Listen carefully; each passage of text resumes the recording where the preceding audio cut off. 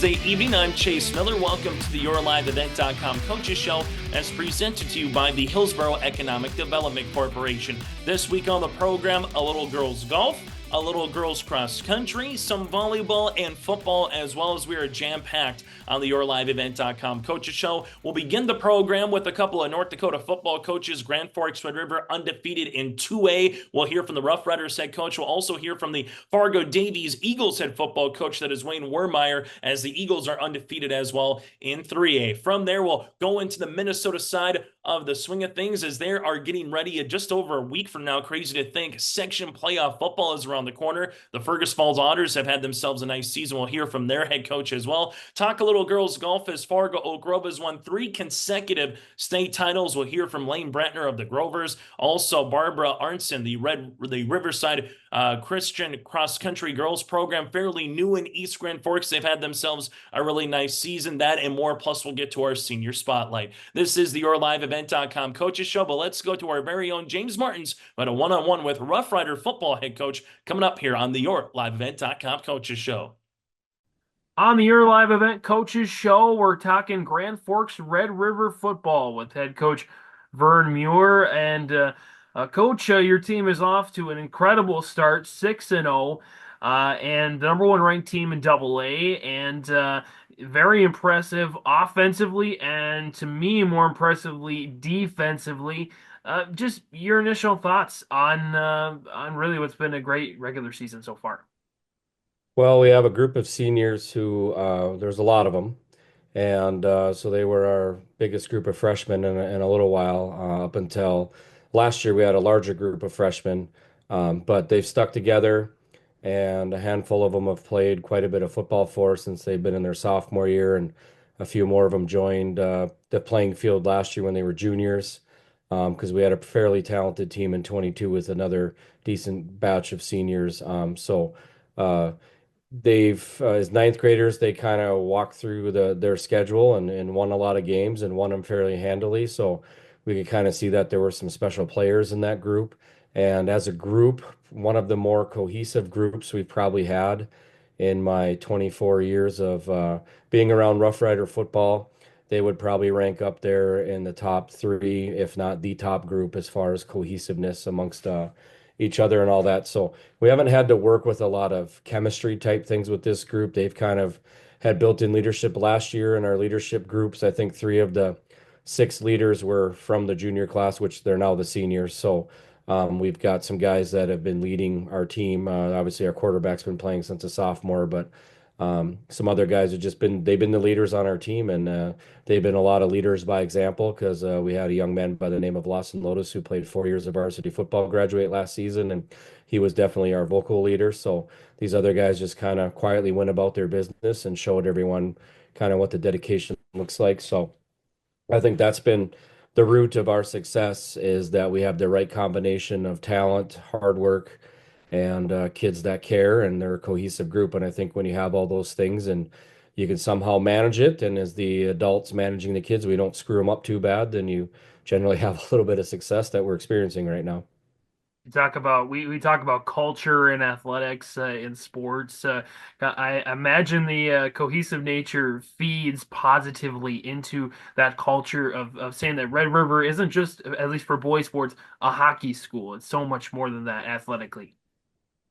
Yeah, we get that reputation from people that are outside the community, because obviously our hockey team is generally one of the 2 from Grand Forks are usually the top teams in the state. And some people would say we're a golf school because our golf teams are there, or a tennis school or whatever. So, football's been on the radar off and on over the years. In the 80s, the program had a good run. The early to mid 90s, the program did fairly well, and then kind of went through a little bit of a period from the late 90s into the early 2000s, where we kind of just we had maybe a run one year, but then you had a couple of years where there wasn't a whole lot of wins. And I know my first couple of years is when I was the head coach, they weren't a whole lot of fun. We went 2 seasons and only won 1 game, and of course you doubt everything, and I'm a young coach who thinks he knows everything, so all of a sudden things aren't working the way that I thought they should, and everything else. So I think just over the years, I think people have just realized that what we preach is what we practice. And We've always talked that we're not going to lie to kids. We're going to tell them the truth. We're going to ask them for effort. And we as coaches, we're just going to do the best we can to make sure they're doing the things we feel that we need to do to be successful. And, have we always done the best job of that as the coaches? I would say, hindsight's always 2020. No. But I think now the group of guys that I have coaching on in our program, we probably have the most cohesive group of coaches. I mean, I looked around 2 years ago in the locker room and I was like, I'm the oldest guy in the locker room and I don't like this. I've always had a few guys older than me on staff, but I'm no young spring chicken anymore. I'm not that old yet, but I'm definitely the oldest guy on staff by a handful of years. So um, it's a little different perspective for me these last couple of years to look around and realize I got some guys who are under 30. I got some guys in their 30s and got a handful of guys in their 40s. And I'm the only one that's in the 50s, along with a volunteer coach of mine that's been around for a while. So, but that cohesiveness as coaches, where we've got guys that are willing to do the work that's kind of required to run a program and have all the pieces in place where I'm not doing everything. I mean, that's one thing I did as a younger coach, had a hard time delegating things. And now there's a lot of things that I mean, I understand the general principle of what we're doing, but I've always been a coach that, you hire people, let them coach. And if you see them doing things you don't necessarily maybe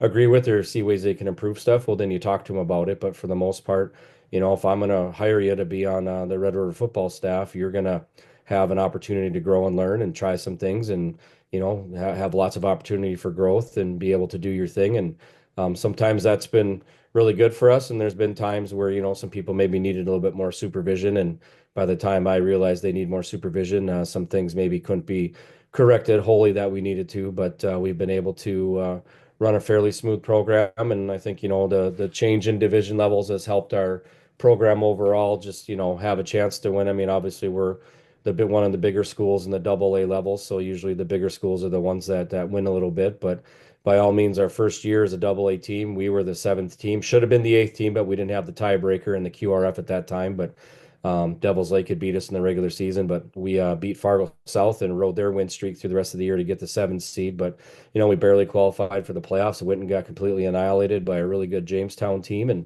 then we had a good year the next year. And last year was a kind of an up and down year a little bit, but we were right there and felt that the side of the bracket we fell on, that anyone on that side had a chance to get to the Fargo Dome and potentially face North. And Central was the team that was able to do that. So I think, just the growth of football in Grand Forks. We got a youth program that has Paul Strandy running it. He's a former Central coach and he does a really good job. And he's got a great staff of guys that, kind of like I talked about our coaching staff gelling and being cohesive. They got a pretty good cohesive group. And we have over 1,000 kids playing from, I think they go all the way down to the kindergarten level with flag football through flag goes all the way through sixth grade along with the padded stuff. And, it's not all Grand Forks kids, it's the regional towns. So we have kind of the regional area around Grand Forks, but to have 1,000 kids that are interested in playing football, I think we're at least laying the foundation to have kids that will at least try it when they get to middle school. And then if we have more kids trying it in middle school, maybe more of them stick around that they tried in high school and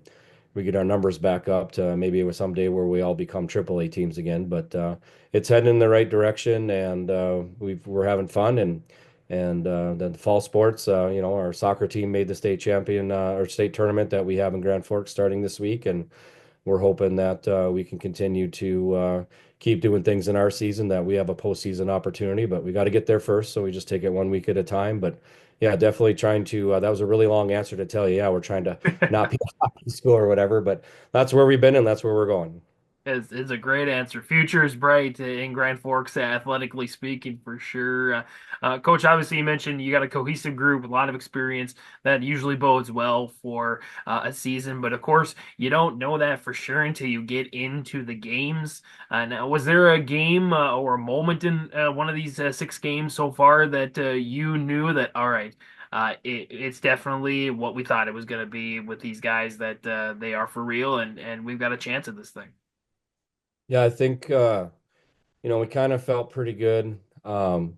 We had a short practice because we played week 0. So we had a scrimmage at the end of the first full week that we practiced. And so, I mean, and we run a little bit of a camp over the summer where we do 30 minutes of football related activities twice a week. So we're not trying to do too much. Um, we just, our kids, the 22 group, they wanted to do more than we were doing at the time. So we said, well, if they want to do more, let's do a little bit more. But I've always been of the ilk that kids need to be kids in the summer. And our kids that play basketball, they're pretty busy in June with all the basketball stuff. We always have a handful of kids playing baseball with the Legion team, so they're coming and going. So it's just kind of like, we don't want to bog down too much. So we just kind of incorporated in with, well, we've got our lifting sessions down to about 45 to 60 minutes. A couple days a week we'll sprint beforehand. So I mean, we're looking at having kids for roughly about 2 hours max. So we're just like, well, if we just lift and sprint one day, they're here for less than an hour or about an hour. And if we do football stuff the other 2 days, they're going to be here for 90 minutes to 2 hours. We're not really taking a whole lot away from them or asking them to do too much. And every year when we get ready to make our summer plans, we've always just asked the groups that's going to be seniors, do you guys still want to do this? And the answer has been yes for the last 2 years. So we've done it. But we could kind of see in the summer that we had some kids who were developing, and we had a big question mark at our receiver spot because we graduated 2 seniors last year there, but we felt really good about our backfield returning with the quarterbacks and the running backs. We felt pretty good about our line. Like I mentioned, we had lost Lawson Lotus to graduation, but and the Logan Wazel who played quite a bit for us, but we had some other guys who played, 3 guys returning, and we felt pretty good about the guys that were waiting in the wings. So that's definitely a strength of our team right now is up front. But you got to play the game. So I think that Dickinson game, we felt like we could have win at the line of scrimmage, and the fact that we went out there and did it, we didn't fire awesomely on offense, but like we kind of just talked, it's really our that game week was our second full week of practice. So we didn't expect to be super sharp on a bunch of things, and that first game just kind of let us know that okay, we've got some things we can work with here, and we're definitely physical up front. And I think the next week when we played St. Mary's and just kind of had that big explosion of points there in the second quarter. I mean, we scored 3 touchdowns in about 2 minutes worth of game clock time with a defensive score and a turnover, and then we got a kick, a special teams turnover. Just to be able to put points on the board in a hurry like that. I mean, you just kind of say, okay, that's something that's a little different that maybe we haven't had the capability of doing. And then we've just been able to hang on the ball on offense. I mean, we haven't had a lot of possessions every single game, but we hold on to the ball for a while. So those possessions are usually a fair amount of plays. Outside of maybe the Fargo South game we had 2 weeks ago where we had some really big plays happen for us. But when we played Jamestown in week 4, we held on to the ball for 19 plays, and we had some self-inflicted penalties on that drive, but we ended up being inside. I don't think we got inside our own 5, but we were inside our own 10-yard line. We overcame a couple third down and longs because of penalties, and we ended up scoring. And I think Jamestown ran 6 offensive plays from the end of the first quarter to halftime, and we scored right before half, got the ball to start the third quarter and scored again. And I don't care who you are, we've been on the other side of that many times. I mean, you get the double whammy at the end of the first half, and then they score right again second. You're down by 2 scores just like that, and that's tough to come back from when you got only a half of football to work with if you can't be super explosive yourself. So I think just kind of a combination of seeing things in game 1, 2, and then seeing them move forward in games 3 and 4, that kind of let us know that okay, we got the group that we thought was going to be special. We appear to be doing that, and so our challenge has just been, can we consistently do it each week? And so far, we've for the most part have been able to do that. Fresh off a 37-0 shutout over the rival Grand Forks Central. 3 games left of the year, regular season at least. Wahpeton coming up next. Your thoughts on the Huskies? Well, they're always, a scrappy group. Every year we played them. I mean, we went down there in 20 and maybe didn't quite understand what it was that they were doing. And of course, as coaches, we had to see it once or twice, like, okay, we know what we need to do. But of course, we didn't practice it a whole lot. So it took our kids about a half of football to realize what we had to do. And then we turned the ball over 5 times. And I don't care who you play. If you turn the ball over 5 times, you don't have a good chance of winning. So, they handed it to us a little bit. That first year we went down there in 21, and then the tides changed a little bit. 22, we played them twice, and we beat them up a little bit at their place in the regular season. And the playoff game, I mean, we were rolling at that time, and they were a little bit more physical. And then last year we had a relatively tight game with them. I mean, the score maybe wasn't indicative of the game, but they were a scrappy group, and we turned the ball over 3 times. So we're not going in the end zone, and it gave them some possessions. And they got Trayton Mauk, who's been, good since he's been a sophomore. He's a senior now. Their quarterback is a returner. A couple of their other skilled kids were kids off their team last year. Their linemen who were sophomores are now juniors. So they're just, I think that, the Wahpeton of many years ago, they would just destroy us and we couldn't even hold a candle to what they did. I mean, now it's just more of they're a scrappy group. And if you don't do things right or take them seriously, then, they can put points on the board in a hurry. Watching the game last week against Horace, they had two really long touchdown plays, and it's just athletes outgunning Horace, and Horace by all means has some pretty good players out there, and so I kind of showed that to our guys today to say that you just can't sleep on these guys. We have to respect our opponents and treat them with the respect that they deserve, and we've really just talked about keeping the focus on ourselves, but I feel like we should be more physical than them up front, and so far everyone we've played, that's been our key to success, is we're just better up front than most of the people we've played. We can just take it to people, and it's not always pretty, but we keep the chains moving or we get off on defense. I mean, we've kind of had this thing for a little bit there where teams would score early, whether it's field goal or touchdown, then we don't really let them do a whole lot after that. And then our offense scores, so that kind of changes what their team is trying to do when they get the ball back, and that usually is better for us than if teams are trying to find ways to get explosive plays and maybe are taking some chances with plays rather than just doing their base stuff where they get 3-4 yards a pop, they can get a first down. So it's kind of been the team aspect of football that our defensive play is, we get off the field and get the ball to our offense and they stay on the field and they score points right now, and that's kind of been our winning formula for us.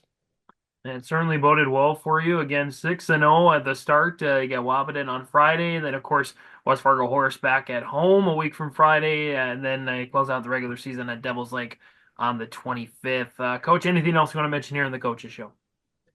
No, just appreciate you being interested in our program.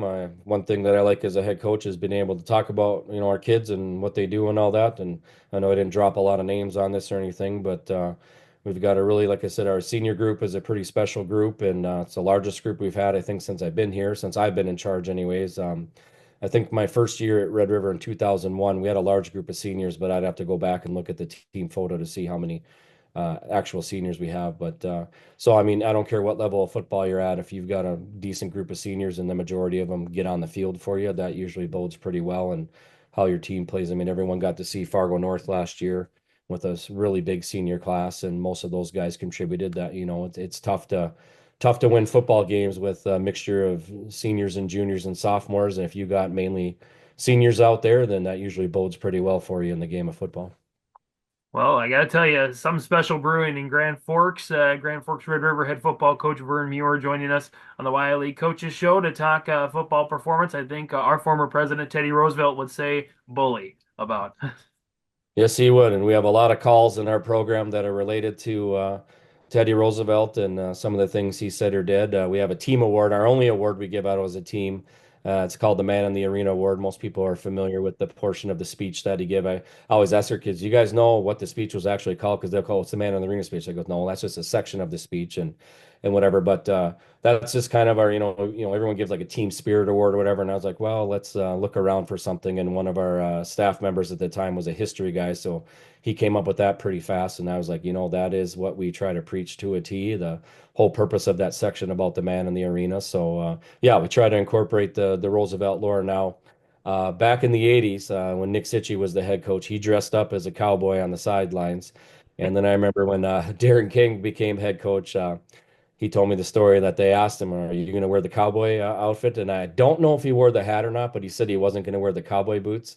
And I never got asked. I didn't know that happened until Darren King came back in our program to do it. But I'm not going to dress up as a cowboy. That is not who I am. But we used to. I think when I first started coaching, we did have someone dress up as like a Teddy. I mean, we did have a cowboy mascot type thing or whatever. But I met Tommy Butler a couple years ago from Central Cass, and I watched a little bit of their film because we were working the Shrine game together. So I wanted to kind of see what they did. So I had an idea of what I was going to be asked to do when I was helping him. And I noticed he wore really bright red pants. And I just kind of asked him, I go, you wear those for every game? And he goes, yep, wear the red pants for every home game. And I was like, well, good for you, because I don't know if I could do that. So sorry, I'm boring for everyone, but maybe if I get hit in the head a few more times, I'll maybe be a little looser and put that old cowboy outfit on there, and we'll see what happens. Well, maybe a run to the Fargo Dome will change all that. Maybe, you never know. We'll see. Head coach Vyrn Muir, Grand Forks Red River Football, joining us here in the Your Live Event Coaches Show. Coach, thanks for the time. Best of luck the rest of the season. Appreciate it. Thank you. Live, work, and play here in Hillsboro, North Dakota. The Hillsboro Economic Development Committee can assist you with information and support for business and housing. Experience Hillsboro. More at 104. As we continue on our coaches show here tonight, Fargo Davies, #1 ranked team in the latest 3A football poll in North Dakota, joining us now as head football coach. That is Wayne Werremeyer here. A great season so far for the Eagles, but there's still 3 games left to be played at 6-0 so far here, Wayne. Let's just start there before we talk about what's left on the schedule here in October to try to get to November playoff football. What have you liked from way back mid-August to where we are now, the first full week of October, that you like about your football team, on and off the field? What I really love about our football team is the kids come practice every day. They soak stuff in. They're willing to be coached. They're willing to be coached hard. It's not always easy to be coached sometimes. They're willing to give it their all, make a mistake, get coached up on their mistakes. They're willing to take coaching. So the attitude that our kids come to practice with every day is allowed us to have some success this year, and just kids willing to try different positions. We've had 3, 4, 5 guys take snaps at quarterback. We've rotated some defensive linemen, some running backs, things like that. So just that attitude of the kids is team first, and if we can do team first, I think we'll be okay. It's crazy for some people in the metro to think that Fargo Davies for over a decade now has had a varsity program, because I know some people just remember when that school was getting built and just seeing where we are now with the Cheyennes, the Horaces, and Minot Norse adding football programs over the last couple of years. But dating back to 2018, you've had 6 wins or more every consecutive year here. Obviously, opportunities at the playoffs too, Wayne. What has just been a culture trait or something that you can best describe Fargo Davies football having this current run of success on the football field? I think it starts from day one, and I wasn't here day one, but Coach Steele just was, and the emphasis on the weight room started day one. We have a couple programs we call Winter Warriors and Spring Soldiers, and it's just rewarding kids for getting in the weight room, whether they're in a winter sport and spring sport or whether they're not. The other thing we make a conscious effort to do is lift during the season. We're in the weight room 2 or 3 times during the season, and I think if we show the importance of the kids during the season, the kids buy into it, or certain kids will buy into it, and if you have enough kids buy into that weight room culture, you're able to win some football games. You go from here to what you have left on your schedule: West Fargo, Cheyenne, and Shanley. You got the Packers upcoming Friday night for another EDC game. And you and I were chatting beforehand going, every one of these games this year means so much more, because you don't have 8 conference games where if you slip up once, maybe you can get that win back. Where if you slip up once here, Wayne, you might be on the outside looking in at a road playoff game, or might you make the playoffs this year? So how does the EDC change compared to QRF or where you've been at before, where, you got 8 teams in the East and 8 teams in the West when it comes to playoffs this season? I don't necessarily love the makeup of AAA football right now with only 11 teams, but I do like getting rid of the QRF. Although this year it might come back and bite us, because if we had QRF this year, we'd probably be feeling a little bit more comfortable than we're feeling now. But it is conference football. You've got 4 games. You know what you have to do in those 4 games. There's no formulas out there that I don't understand and other people don't understand. It's a straight record, and if there's ties, there's some point differential thing. It's in the rule book. I have to look it up. But yeah, the unique thing about AAA football and EDC is they're all Fargo schools. So we are competitive. The kids know each other. It's high emotion, high rivalry. We saw that last week against North. Got a little chippy, which I don't love. But just the emotions, they flow out. And so our challenge, and I stole this from Coach Paulsek when I was up there listening to him on Saturday, is to play emotional, but not be emotional. We've got to play with a high level emotion, but we can't let those emotions boil over. Let's talk about the West Fargo Packers. I know record-wise says one thing, but maybe when you put them on the tape, it says another here, Wayne. So just give us what's going to be a challenge upcoming Friday night against West Fargo. Typical Jay Gibson football team, physical, line up, they play their butts off, and they're going to thump you. And every coach I've talked to, Coach Hendershot in Minot's one of my good friends. We talk on almost weekly basis. And his comment was, holy smokes, they're physical. And I talked to Coach Mattern last night at our JV game, and he said, hey, they're going to line up and come after you. So, I think West Fargo is a lot like Fargo Davies. We don't have a lot of gimmicks. We don't have a lot of flash sometimes, but we're going to play what I think is the right way to play football, and we're going to line up and we're trying to get after you, and they're going to do the same thing. So they rotate a lot of guys. They have two really good defensive ends, but they rotate a lot of guys in the interior defense to keep them fresh, and we're going to have to try to wear on them. Let's talk about what you've done really well this season. When you look at the stats, obviously rushing the football, I counted 5 players over 100 rushing yards on the season. You have 6 players with at least 1 rushing touchdown. And when you can average 340 yards on the ground, I know the tailbacks take a lot of the credit, but the offensive linemen are the guys that are opening up the holes and paving the way. So where do you start with the run game here, Wayne, that has been so valuable to your team's success on the field this year? And that's who we are. I get this question asked all the time, and I say, if you come watch Davies football, you're going to see us run the ball. That's what we believe in. That's what we do. I mean, we're double tight, 3 back, and we try to pound it. So exactly, O-line. We've had 2 consistent tight ends. We've had Gunnar Majerus and Holden Whitty playing tight ends all year. Trey Steckler has been in the center position all year. We rotated a little bit first game, but after that, we've had some injuries and we've had some guys bouncing around. So our primary guards, Gus Werremeyer, my son, and then Blake McCarthy. They both started as sophomores. They do a nice job for us at guards. Tackles, we have Matt DeBoard, who's a sophomore. He's a big old kid, and he's a very, very bright future. I know there's going to be some schools drooling over him after a while. He's like 6'4", 305, and he's still got to grow and mature. Jake Kingzett has played tackle. Jake Kingzett's played guard. Jake Kingzett's played center. Aiden Kisser's played guard. Aiden Kisser's played center. Aiden Kisser's played tackle.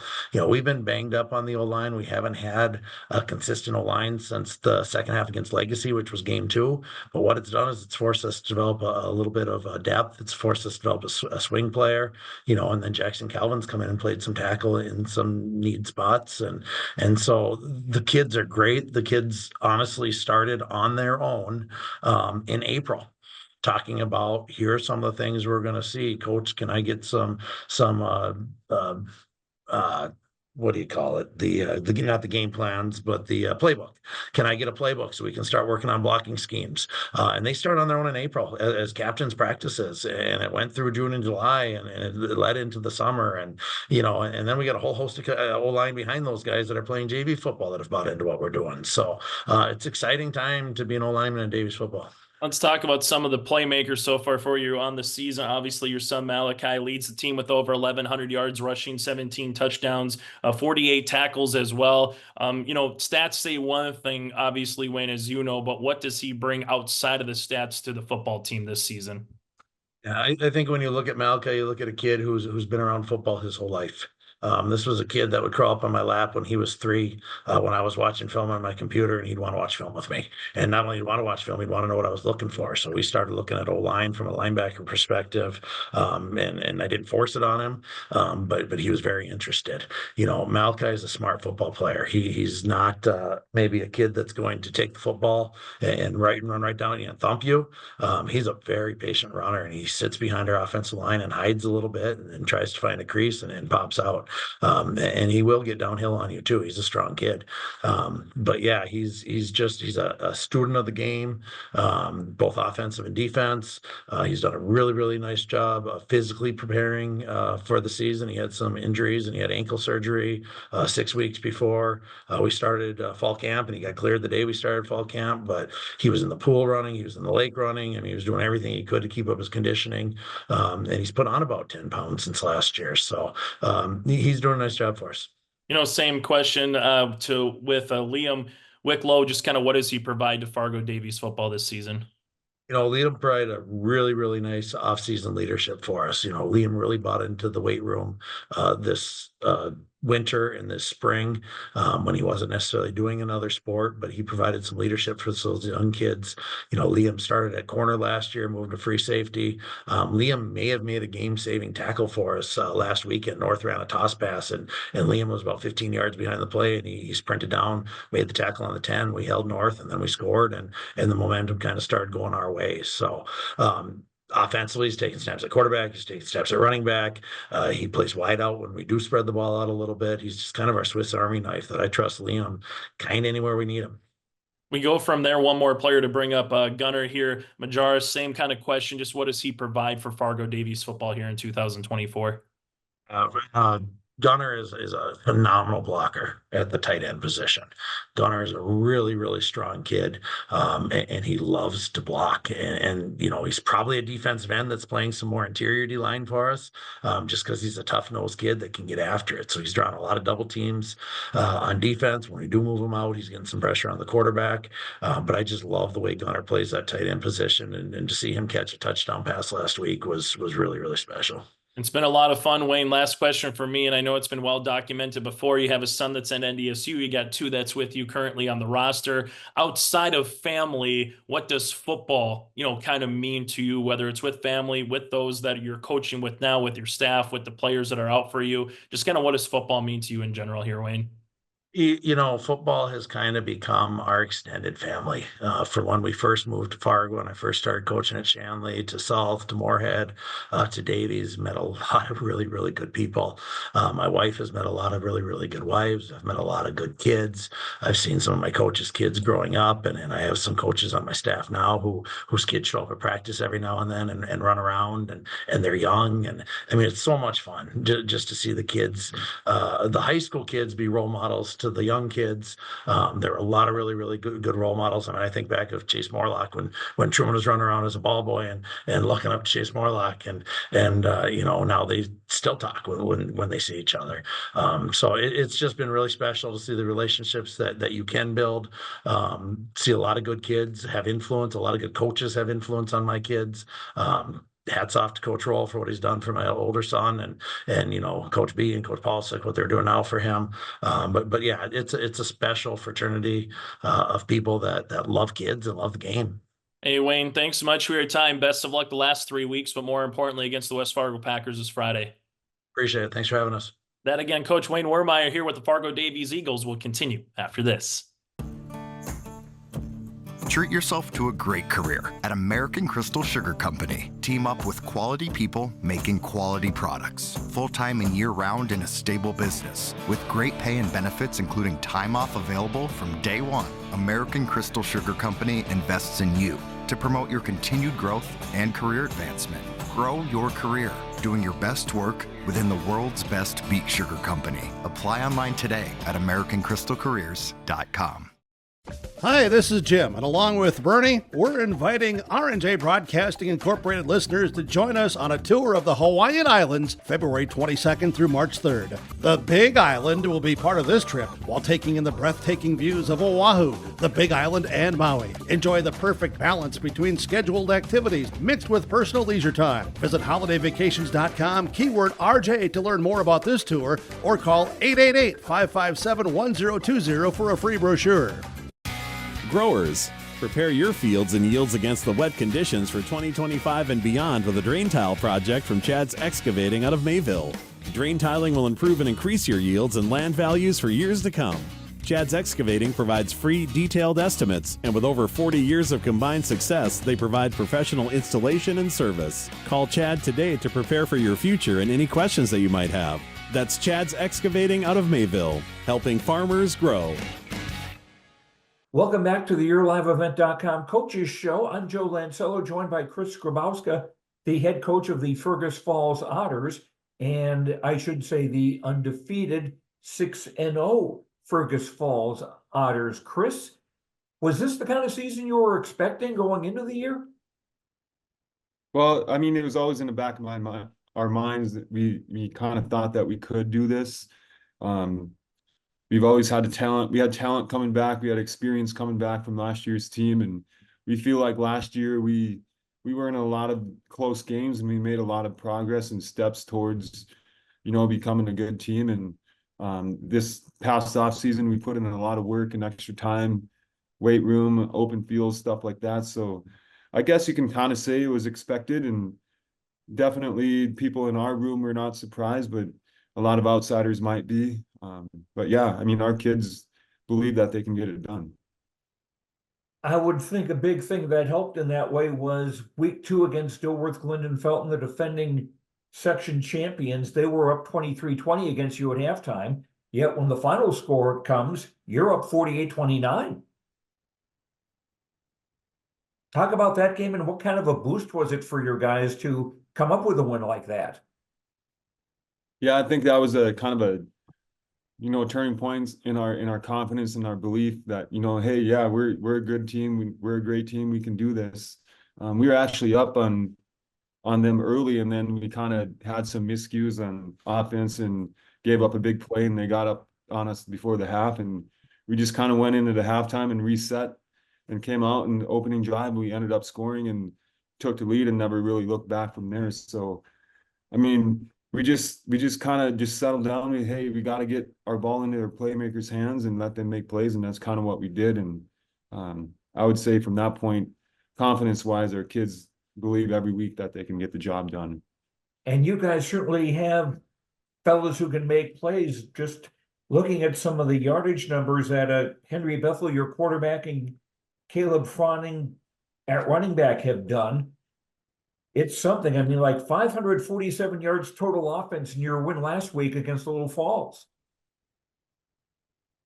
Talk about those guys you have the skill positions and just overall your offense, because they got to have a line that works too to allow them to get that yardage. Yeah, I mean, our offensive line has been a strength of ours from, I would say, beginning of the season. We were able to put a lot of time in with them. We had 4 returning starters on our offensive line from last year's team, and this is their second year in the system, so they understand assignments. They put a lot of work in starting in the winter, kind of just transforming their bodies. They trimmed off some of that, I don't know, what do you want to call it, the baby fat or whatever, and they just put on some muscle, and they just really kind of changed who they are. And I think that's where it kind of started. And like I said, understanding their assignments in our offensive system, they're doing a great job with that. And then you couple that with great skill players. I mean, it's really fun to watch, and it's fun to be a part of. And I would say the last couple of 2-3 weeks, we're starting to establish our run game, which has been awesome. I think you need that, a great run game and a great defense to make deep runs in the playoffs. So I think we have that going for us right now. But I mean, having a run game and then some weapons out on the edge too, you kind of it's nice to keep the defense guessing, and they can't just really key in on one area. Talk about your own defense. You've got to have defense to be able to go 6-0.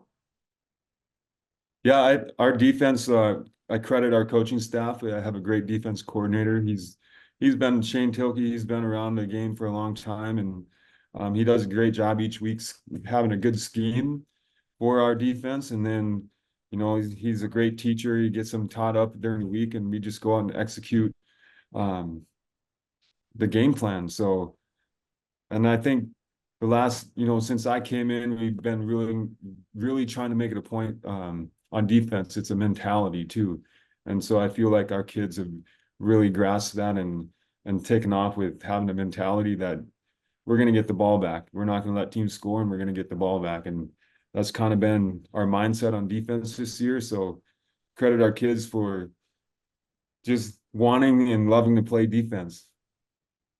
Chris Grabowska, the coach of the Fergus Falls Otters, joins us now. They are 6-0 on the year, looking to go 7-0 against Thief River Falls at home. You've got your last 2 games at home. And then also, probably the biggest game is going to be the last regular season game on a week from tonight, actually, a week from Wednesday, when Morris area Chicago, Alberta comes in.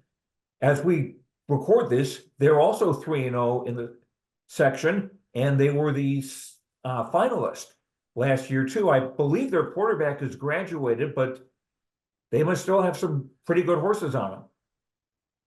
Yeah, I think we start this week with Thief River. Thief River is kind of rolling right now. They had a rough start to the season, and just watching them on film, they're starting to figure some things out. So you definitely have to be prepared this week, and you can't overlook anybody. That's kind of our mindset every week. So we're going to focus on going 1-0 this week against Thief River. And then, Morris, they're a great team. That should be an exciting game to watch and be a part of. And they got a they have a lot of kids back. Their quarterback actually is back. He was a Oh, junior okay. last year. So, and I feel like both of our games last year were really close games. So it should be a great matchup, but we got to take care of business this week first against Thief River. Are you going to start to get a little preparation done because you've got the short week for Morris area? No, we're going to just focus on Thief this week, and then we're going to practice Saturday. Come in Saturday after the game on Friday night and kind of start our preparation from there. Okay. The Fergus Falls Otters 6-0 on the year, doing well in Section 8 AAA. Chris Grabowska, the coach of the Otters, thank you so much and best of luck the rest of the way. Thank you. Appreciate it. And we'll have more on the YLEVEvent.com Coaches Show in just a moment. Hawley, we bring in the head coach, Kathleen Rustad, for this one. And, Coach, to you and the team, congratulations. Some quality victory. It's a section win. It's a conference win. And then with everything going on, homecoming and all the different festivities with Dig Pink Night, fundraising efforts, whatever, a lot of energy, a lot of fun, big crowd. Kids played well tonight. The kids played well eventually. I'd say that first set, there was, like you said, there was a lot going on. And even though you can tell them there's going to be a lot of energy, a lot of dynamics, they're speaking in front of the microphone, there's homecoming, we had Nugget buddies, they're all dressed in fancy stuff. There's just about, Izzy's back in the gym, so you throw that in there. I mean, there was really a lot of, I would say, factors going on tonight. And they just had to get all the crazy out the first game. And then the last two, they just found their rhythm again. Understandable, and at the same time, Perham's no slouch. They've gotten better as the season has gone on, and your girls, once they figured out to get around that attack, right? Perham had a nice block in the middle, and once your girls figured out a way around it started to work. Yes, and I think we had a little trouble passing in the beginning too, and I say this probably like a broken record, but if you can't serve and pass, you're not going to do very well. And we finally figured out how to get serving done aggressively, and passing came around too. So those two, and then we got our middles going. Yeah, and it was nice to see. Girls put up a block and took advantage of opportunities and served the ball well tonight. I thought that was a nice piece too this evening. Yeah, serving aggressive, and everybody can serve, not just our defensive specialists, but everybody on our team was starting to serve really, really well. You talked about having Izzy back. So Izzy Steer this week has her knee surgery, and we talked about first time, the injury happens when you played Perham back on September 3rd. So she's been around. Kids have seen her. Now seeing her post-surgery, it's just another thing, but she was back tonight. I didn't notice. I wasn't sure if I'd see her, but, hey, from the standpoint that it matters, right? She is part of that team. It matters. It definitely matters. And these are high school girls. Even for adults, it matters, right? So we can manage our emotions, but for high schoolers, she's a big part of the team too, whether she be on the floor or not on the floor. So you saw Annika run over there and give her a big hug. Yeah. We all wanted to go over there and I snuck one in too in between. But it's emotions. They got to deal with their emotions, and we're feeling it too for Izzy. And rightfully so. It's but she's good to have her back with the squad and participating homecoming week 2. That's a big thing. So the way your schedule sets up, you play a lot of volleyball. You played a lot of volleyball right now. 18-5. So you got 23 matches in. Played a lot of volleyball, and now you got 3 days of practice with homecoming. If it was scheduled that way, if Brett says, hey, we're going to schedule this and give the girls a little bit of a breathe time, this is a good time for it to breathe. I know. Some might say, I don't know, we should keep things rolling. You've won 5 in a row going into a little bit of a break. Plenty to work on. And it's homecoming week. So I don't want to go crazy and have them get all, hyped up on stuff and then games back and forth. So if I were to choose the schedule, I'd maybe choose less away games, in the beginning of this. We had quite a few away games this season. But honestly, going into the end of the season, it's okay. I think we'd take a little bit lighter, maybe Friday. Let's Hopefully we can do a little lighter Friday because they've got a football game at home Friday. So hopefully everybody's going to be making their way down to the field there. That'd be great.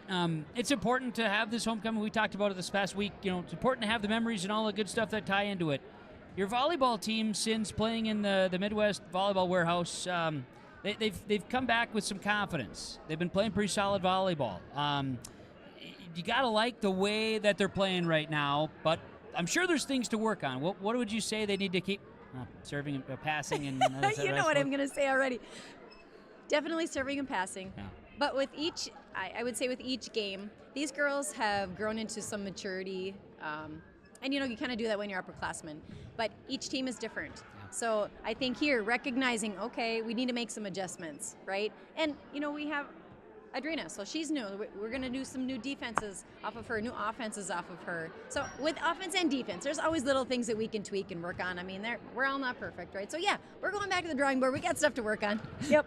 Plenty of opportunities. Some fun things again tonight. Again, with having Paige Thompson back, I know that brought back a lot of good things. We've talked about Paige a lot, but that's a sign of the program, right? Someone that's gone through the program, coaching now at another site. Neat to see that, and nice to have that camaraderie. There was a lot of I think some of the girls booed her when she came back in the gymnasium, just a little bit. But that was, I'm sure, tongue-in-cheek fun. Yes, definitely tongue-in-cheek fun.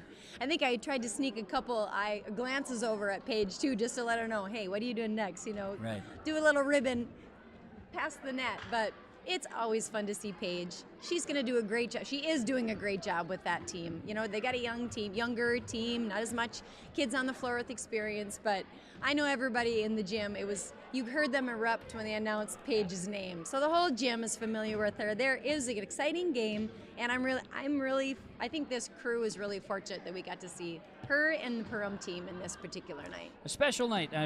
Lots of money raised for the cancer awareness here and for the community members that we were trying to raise funds for, so that was added special night. So time off, but practice. And you told me before they like practice. You, I'm sure, have ways to get better and enjoy the practices. At the same time, next week is the final week of regular season volleyball. Yeah, we have one game on Tuesday. MEA weekend, we have a tournament on Thursday. So hopefully we can do a little fine-tuning with our offense and our defense, and then go right into the exciting stuff. Staples Motley on Tuesday. Is that also like a senior night, or are you going to do anything else that even for regular season? Senior night that night too. Okay. Yep.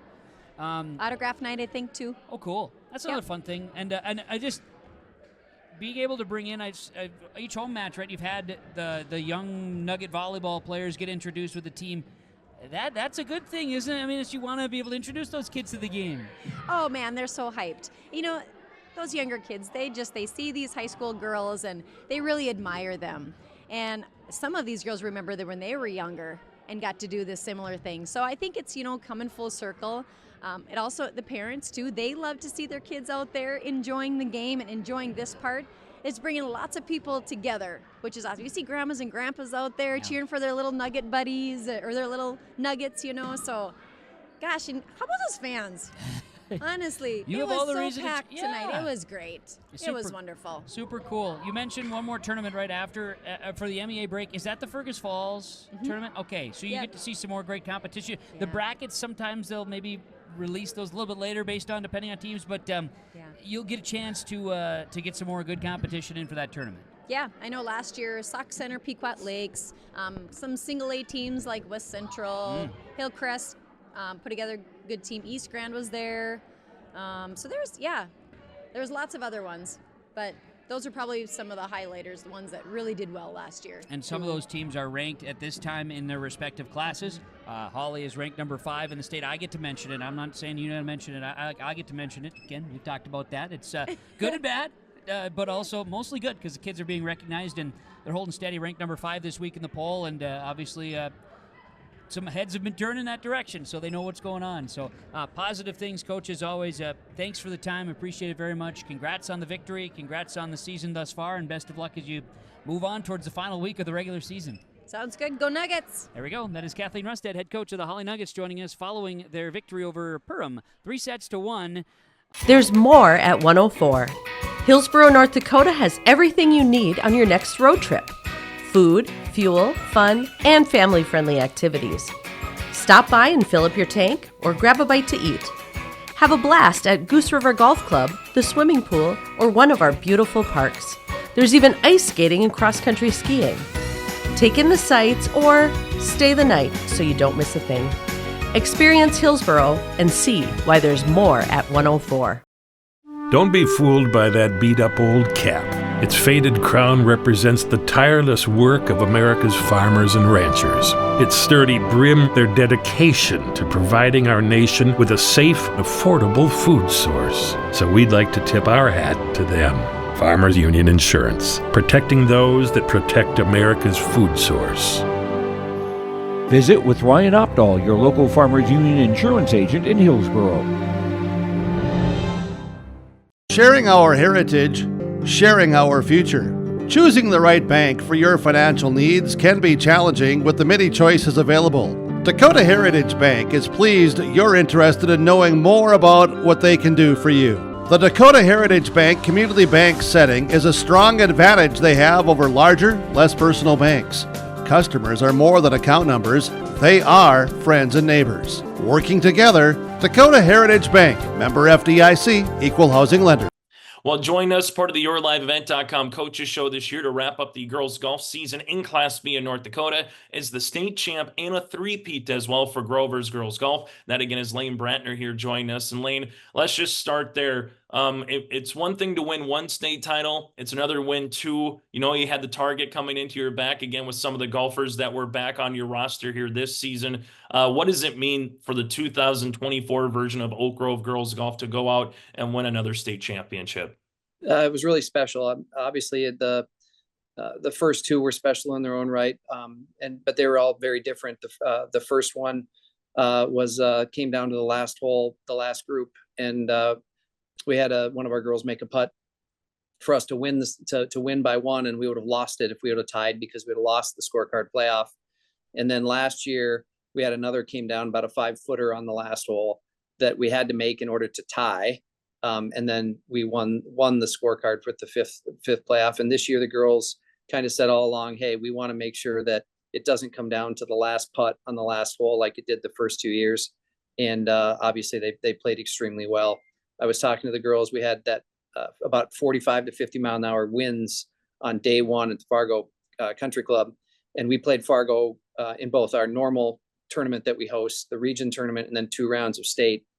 And of those 4, the lowest round we had at the Fargo Country Club was during the first round of state with 40 to 50 mile an hour winds. So that was a really fun day for the girls to be able to go out and play so well at a state tournament in such tough conditions. Let's kind of recap that too. Being in your own backyard, does it make it any sweeter? How is that just kind of, being in Fargo instead of being somewhere else across the state of North Dakota? Yeah, it does. And, I think it's a little more sweeter for the fans and for the community, the Oak Grove community, and those, because they were able to come out and watch. There's actually a little bit more pressure, I think, for the girls when they have all their friends and family and everybody else coming.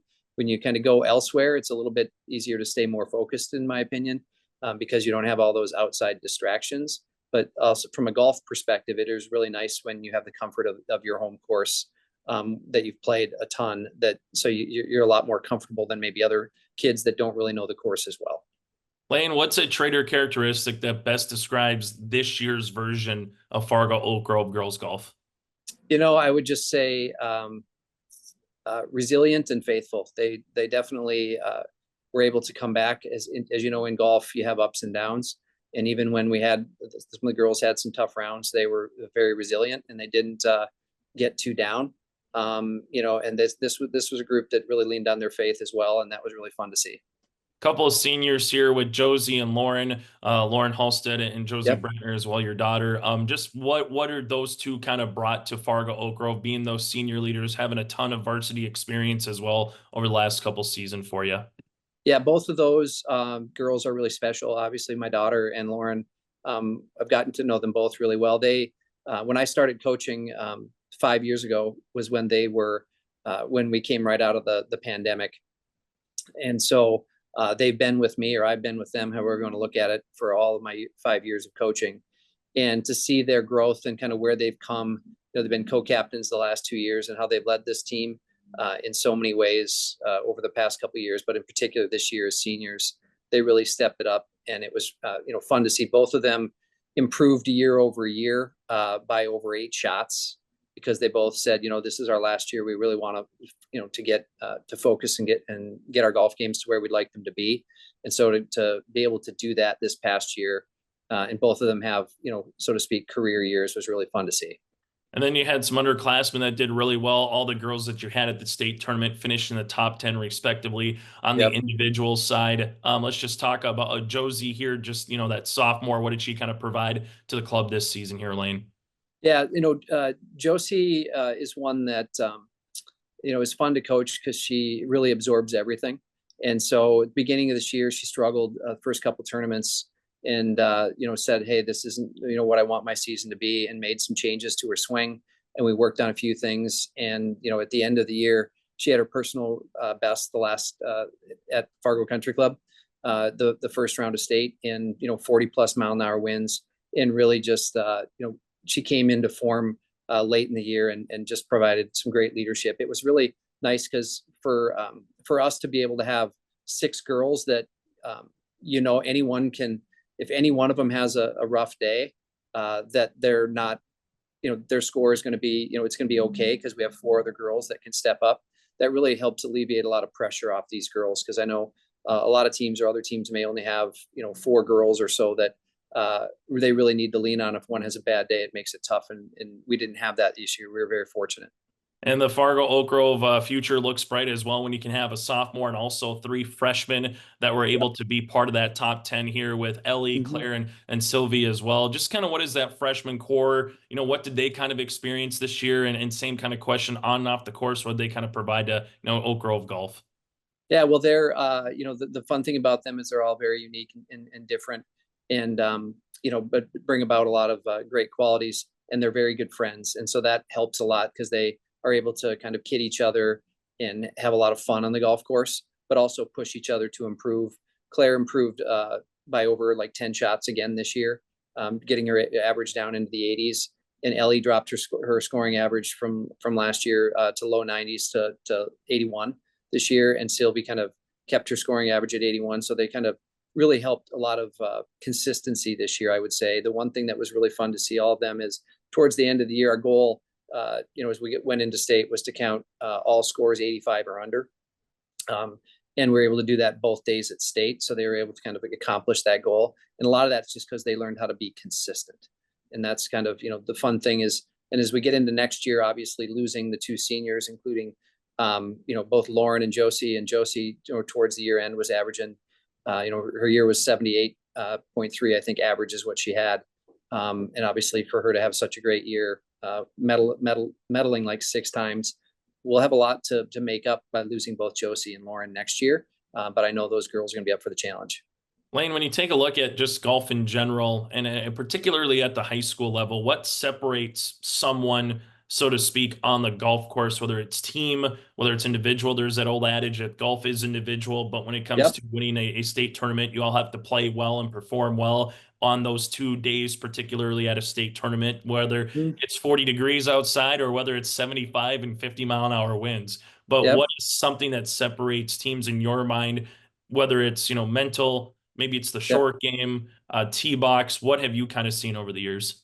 Yeah, I would say it's kind of 2 things. One, we spend most of our time practicing our short game, basically staying within 100 yards, chipping and putting, pitching. We don't spend a ton of time on how we hit the ball, because I don't personally think that whether you hit 7 fairways or 12 fairways isn't going to determine whether you're going to have a good round. It's can you get up and down? And so this team, I guess in 2 things, they were very resilient. They bounced back. We had girls that might have had a double or a triple, and 3 holes later, they had 3 pars in a row because they were able to forget it. And that's hard to do. It sounds easy, but when you, especially early in a round, if you make a mistake, to be able to forget that and be able to have a good round is something that these girls were able to accomplish. And I think a lot of that is because they were able to lean on their short games. Even when they weren't playing very well, they knew that, hey, if I can chip and putt, I'm still going to be okay. Was this one of the best weather years that you've had in terms of, I know there was some crazy winds that girls had to play through, but sometimes we're talking about snow potentially or frost or, it getting not even above 45, 50, and you're all bundled up at a regional or a state tournament. So just talk about the weather and how that kind of impacts the golfers on a, day-to-day process here as well, Laine. Yeah, no, it by far was the best weather. We did have to postpone our tournament. One tournament this year due to rain, but besides that, it was, there were some windy days, but otherwise it was shorts. There was hardly any times where it was, only a couple of times maybe we had 1 or 2 holes of rain, and otherwise it was great. So I have no complaints. The girls switching to the fall for their golf season back in 2021 has been really, it's great twofold. One, we get half our season in before school starts, so the girls don't have to miss as much school. But then also the weather is better. tell the story that in the spring of 2021 was the last spring season. And the second day of state, the girls got to wear shorts. Otherwise, they had to wear pants and coats all year. And that fall season, every day but the second day of state, they wore shorts all season. So it's definitely a good thing for the girls to be playing golf in the fall, from a weather and experience perspective, which I think is why you've seen, like in our region, we now have 108 girls, I think, this year that went out for golf. In that spring of 21, we had 38, I think was the number. So we've seen a lot more girls come out for golf just in general across the state because of that switch to the fall. Final thing for me, Laine, obviously with yourself, being the coach, having your daughters on the team as well, the success that you've had, if you take all that away, just what does golf mean to you and your family? What has it provided you and some of your friends and family during your tenure here, Laine? Yeah, it's provided us kind of the ability to have community. I mean, I know with my girls over the years, I don't know that they loved golf right away, but I incented them with a trip. And so once they could break 100, then they could go on a trip with me over the winter to play golf. And so that started with my oldest, who now plays golf in college. And then that has come down with both Josie and Sylvie. So that put a lot of incentive for them over the summers to be able to break that 100 mark. And then from there, we've kind of just is a way for us to connect as a family and bond. And, you get to know people both, I say it's unique because golf is one where your competitors you're walking around and talking with for 4 hours. You don't get that when you're on the football field or volleyball or basketball. They truly are your opponents and you don't get to know them. And so, some of the girls have become really good friends with folks from Avery Bartels last year to Kaylin Goldsmith and Bailey Thunick and the like. The girls kind of all get along and they know each other. And that's really a unique and fun part about the sport. Hey, Laine, thanks so much for your time. Congratulations on the win. Hopefully you can still get out on the golf course a little bit here before we get to November. Absolutely. Anytime you can get in October golfing, that's always a good thing for a golfer. Absolutely. Thank you very much. Appreciate it.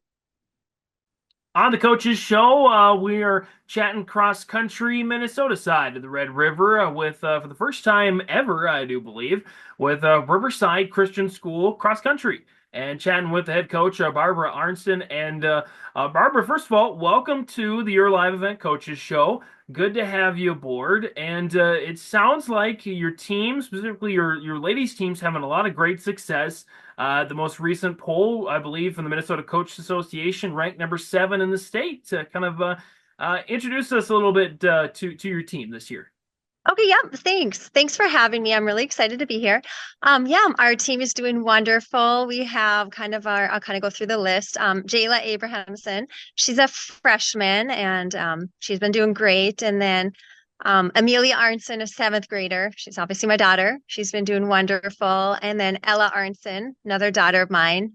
She's a sophomore. And then we have Nora Hansen, who's a freshman, and Leah Sunby, who's a sophomore, Megan Weiss, who's a freshman, and then Alyssa Fulcher, who's a sophomore. So those are our top 7 right now that we have that is our varsity. Yeah, fantastic. And it seems like just going at the recent results, looking at a little bit into the team's success this year, a pretty clean sweep of the East Grand Forks home invite. First place team-wise for the girls, I think second place for the boys, and first place for the junior high girls. Yeah, they did wonderful. We won that meet last year as well. That was our first meet we've ever won. I guess last year was the East Grand Forks Invites, and so it was fun to come back and win it again this year. To kind of talk about the program, I think a fairly new program from a fairly new school. Kind of give us a little bit more insight about how cross-country came to be and how Riverside Christian School came to be and all that.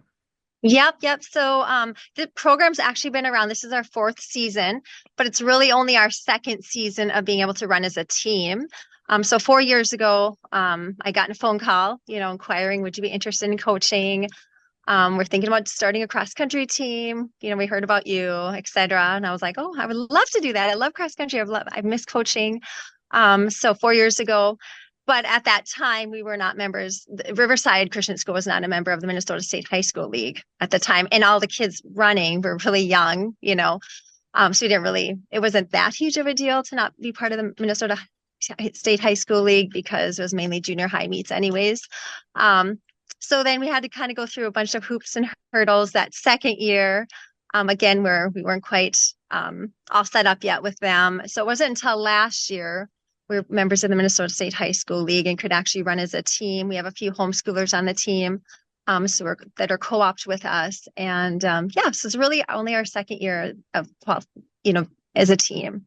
So a team where we can actually score points and have a score. So, yeah. You mentioned that you love cross country. Tell us about your background a little bit, how you got into running and kind of how it still feels that passion inside of you today. Yes. Well, I've been running since, I was very young, like 12, 13. I ran track in high school, and then in college, I went to Concordia College in Moorhead, of course, to run track. And then that's when cross country was introduced to me. We didn't have cross country in my high school, but fell in love with it. And then I studied food nutrition and dietetics at Concordia, went on to get my master's degree at Iowa State. I was an avid runner post-college, kind of trained with the Iowa State team for a while. Got my master's degree and coached some kind of in between there. And then, had some kids. I have my husband and I have 5 kiddos. So kind of had to step back from everything there when they're so little. But was excited to start coaching again 4 years ago. And I love running, love cross country, and love the kids that we've been blessed with to have on the team. What's been the response like from the Riverside Christian community? Probably not a lot of sports, if I'm saying that right, for Riverside Christian. Kind of what's been the response like? Yep, it's been great. The excitement for cross country has been super. It is their first official sport, especially at the high school level.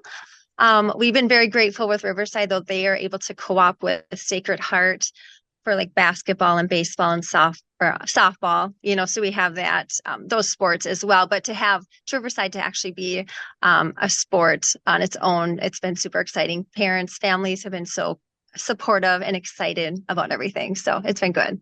I suppose it's kind of like, their own identity in a way that, this is history in the making for these students as well. Exactly. History in the making for sure. Yeah. Yeah, fantastic. Why don't you, again, you've got the conference meet coming up on Thursday, and why don't you tell us a little bit about that? You guys are hosting it this year. Yes, we're hosting. Cross our fingers that everything goes well, but it's been good. Excited about that. I think the girls are going to do well for varsity as well as our junior high team. We have a lot of really good junior high runners as well. Looking forward to the next few years, of course, getting those girls, on the varsity eventually. Boys, we're a little low on numbers. We don't have a full team this year, but they're doing awesome as individuals as well. But it should be a good day on Thursday. I think there's, I can't remember how many teams, but 10 to 12 teams that we'll be competing against, and it should be good.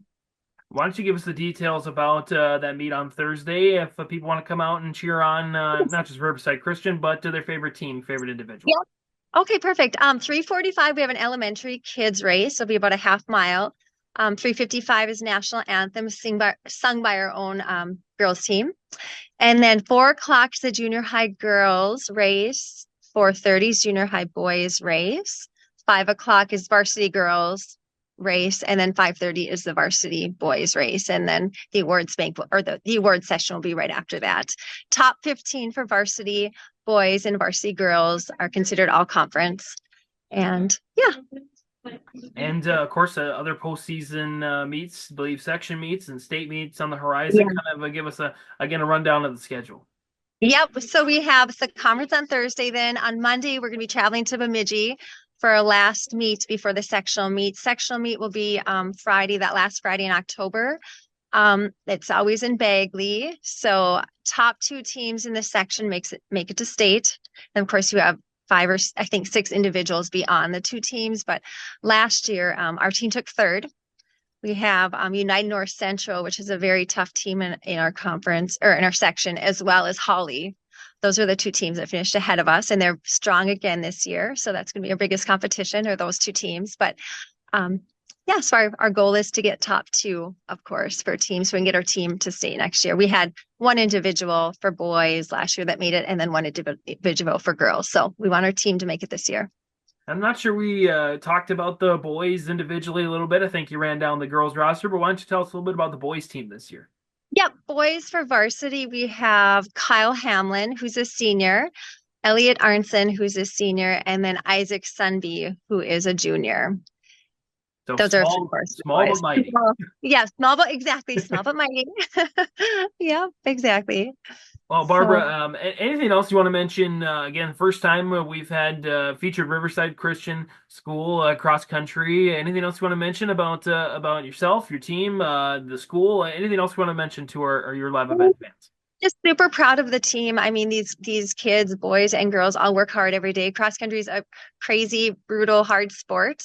And we're just so proud of these kids. They show up every day. We do have some fun on the team too. So it's not just all hard work.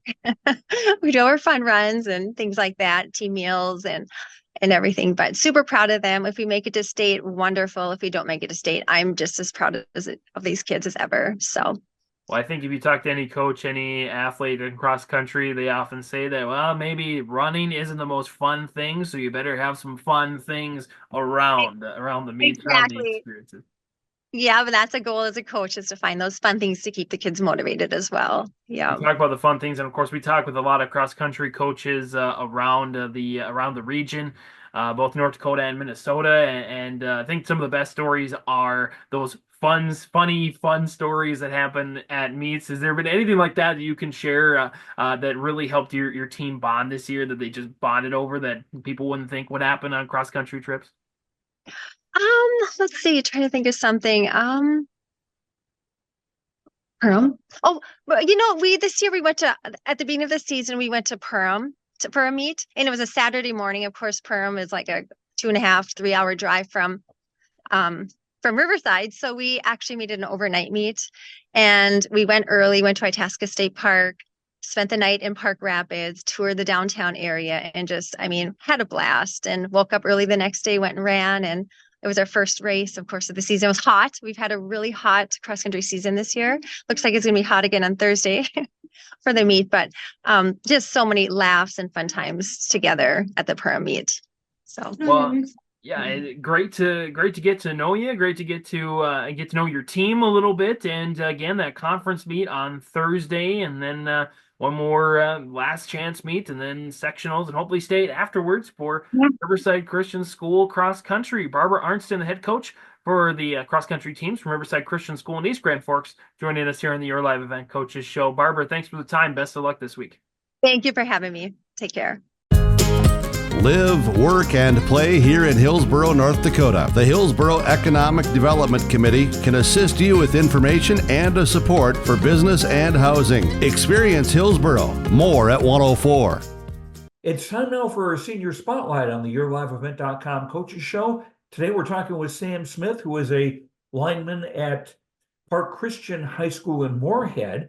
And Sam, you got some statewide attention recently for playing the national anthem before a game. It's sometimes people will sing the national anthem, but you played an instrument, and one that's, I guess, not necessarily associated with a high school band. What did you do? So I actually play my violin. I guess I've always been playing for a while. This will be probably my 14th year. I started as a kid. I would say I'm fairly accomplished, but not the best, but yeah.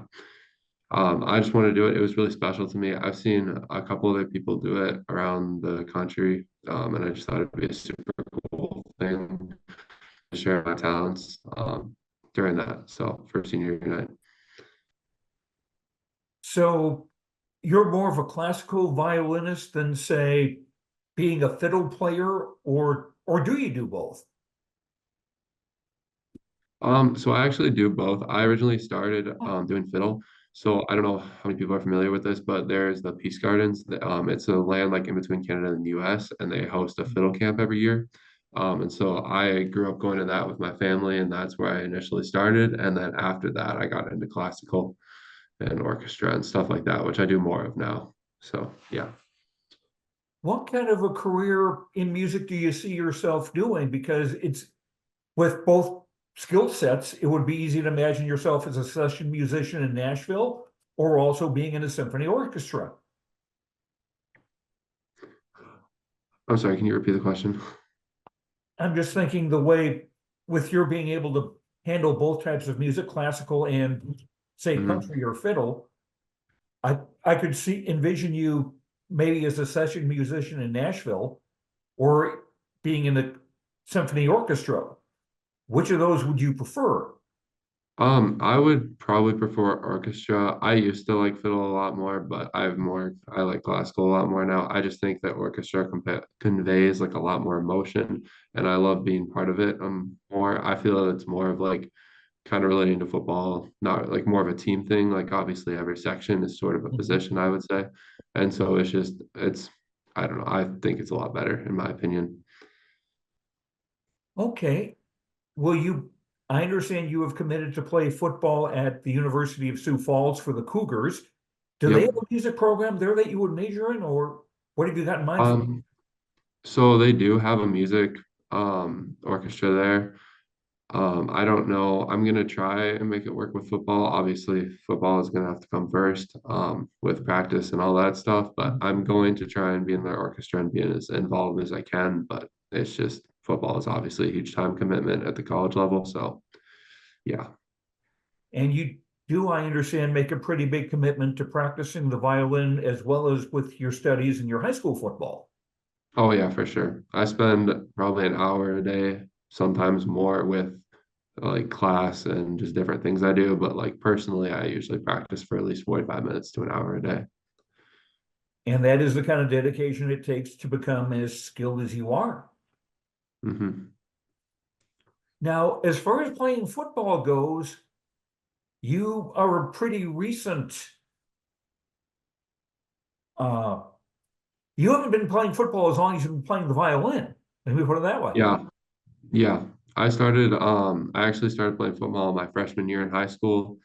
I freshman eighth grade where I came through school. And I guess I had a class with the old football coach at the time, and he was always just trying to get me to play football. I never played like sports as a kid that were like organized or anything like that. And so it was just kind of new to me, and I thought it'd be a good idea. Obviously, freshman year, I was like 6'4" ish. So with my size, I was like, okay, I'll give this a try. And it ended up being probably one of the best things I've done. It was super fun. So Do you play in the offensive line or defense as well?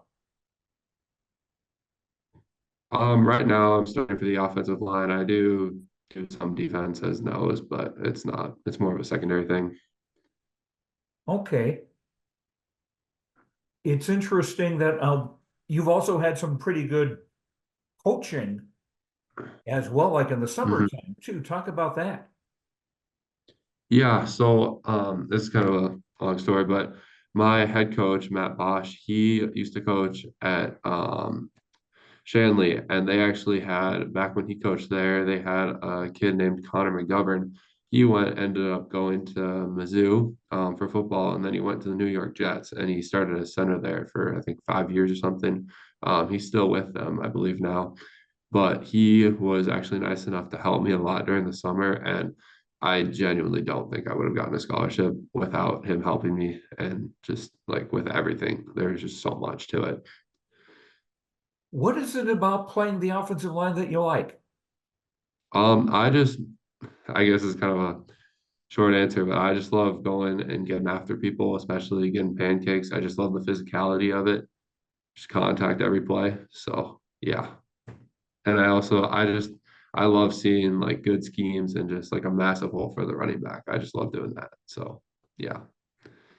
Sam Smith is from Park Christian High School, our senior spotlight this week. We've been talking about football and music, but what are some other classes or interests that you have at school? So personally, I always liked history class as a kid. I know it's gonna seem kind of nerdy, but I don't know. I have a respect for history that I just love, and I guess not so much the facts, but it's just like seeing how people used to live life and just like the norms. I guess like sort of a psychology part of it, and just like seeing how life used to be versus how it is now. Of course, I guess you could say like life for us hasn't changed past 100 years, and so I guess it's just interesting how it evolved. Okay. Yeah. Thinking of some other things, do you have a favorite pregame meal? I don't know. I really pasta, any type. Lasagna is pretty good. I don't really have a favorite. I've heard people say Skittles, so that's a major step up in my book. Okay, yeah.